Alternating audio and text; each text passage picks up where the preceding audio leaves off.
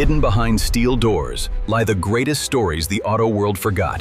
From factory wars to near-death legends, this is Vaulted Wheels, unlocking the machines that built America. On a summer afternoon in 1962, gunmen opened fire on the president of France. Welcome to this explainer. We're going to dive straight into a real-life geopolitical thriller today, unraveling one of the greatest engineering mysteries in automotive history. See, survival should have been literally impossible. President Charles de Gaulle was totally trapped. Heavily armed assassins had him dead to rights. But when the smoke cleared, he walked away without a single scratch. Take a look at the white circles on this bodywork. They mark just a fraction of the 140 bullets that absolutely shredded this vehicle. Now the crazy part? The president wasn't saved by heavy military armor. He was saved by a totally standard family sedan. So how on earth did a regular car pull off a miracle? Act 1. A country rebuilding. To really grasp how this happened, we've got to rewind to a shattered post-war France. The industrial infrastructure was just obliterated. Now, jump back a bit to 1934. The Michelin Tire Company takes over a bankrupt Citroen. This kicks off a highly classified 17-year engineering crusade. The stakes were so incredibly high, and the project was kept so strictly secret that when World War II hit, they literally buried prototypes in the dirt to hide this tech from occupying German forces. I mean, talk about dedication, right? And you can see a massive contrast here. On one hand, you have France's devastated infrastructure. We're talking roads so utterly bombed out and broken, they'd snap a normal car right in half. But on the other hand, you have Citroen's uncompromising engineering mandate.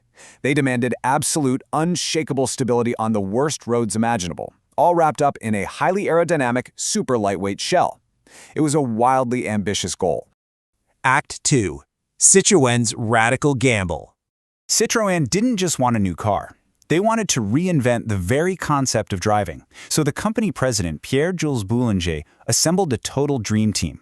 But get this, he purposely bypassed traditional car guys. Instead, he hired an aeronautical engineer, an Italian sculptor, and a self-taught hydraulics genius. Why?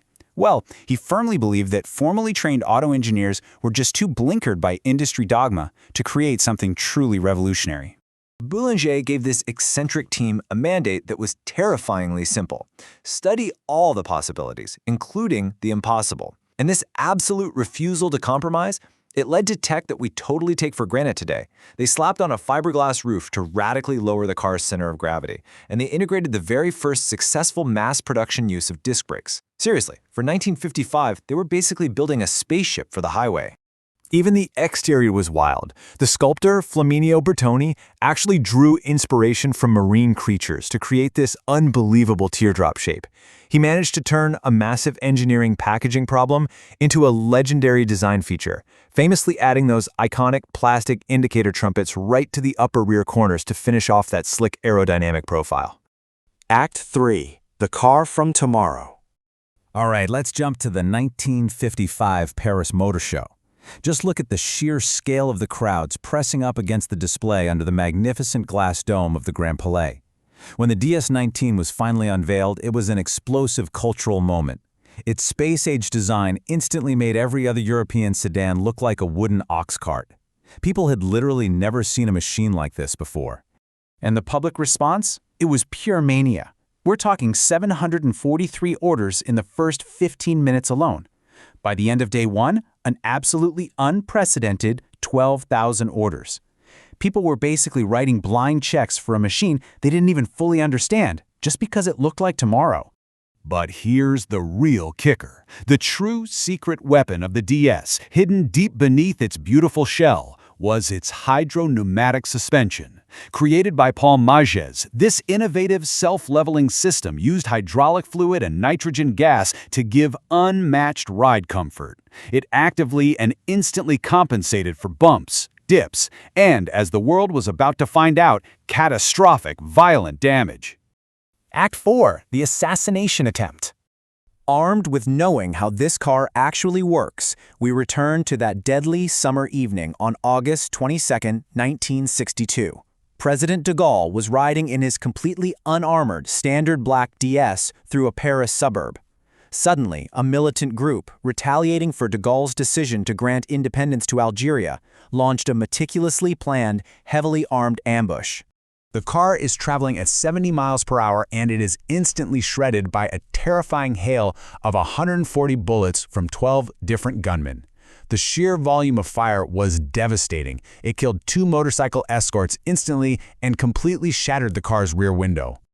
Now think about this. All 4 tires are violently punctured by gunfire. Any normal car would have instantly spun out into a fatal crash at 70 miles per hour, no question. But the DS?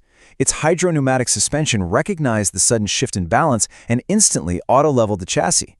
It brilliantly redistributed the weight away from those blown tires. This allowed the chauffeur to just floor the gas, let the front-wheel drive system take over, and literally pull the sliding car right out of the kill zone to safety. Act 5. France's national obsession. De Gaulle completely credited the car with saving his life. He actually vowed to never ride in another make, which instantly cemented the DS as an absolute national treasure. It's wild to think about how a commercial product became such a symbol of state power. The government loved it so much that in 1969, de Gaulle personally intervened to stop the Italian automaker Fiat from buying Citroën. He made absolutely sure the company remained firmly in French hands.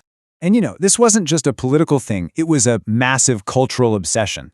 The famous philosopher Roland Barthes even compared the car to the great Gothic cathedrals. He famously said it was obvious the new Citroën had fallen from the sky. It genuinely felt more like a magical object than a mere machine. Act 6. Mystery of its replacement. So after a 20-year production run of nearly 1.5 million units, the obvious challenge became, how do you possibly replace a legend? Well, Citroën definitely pushed forward.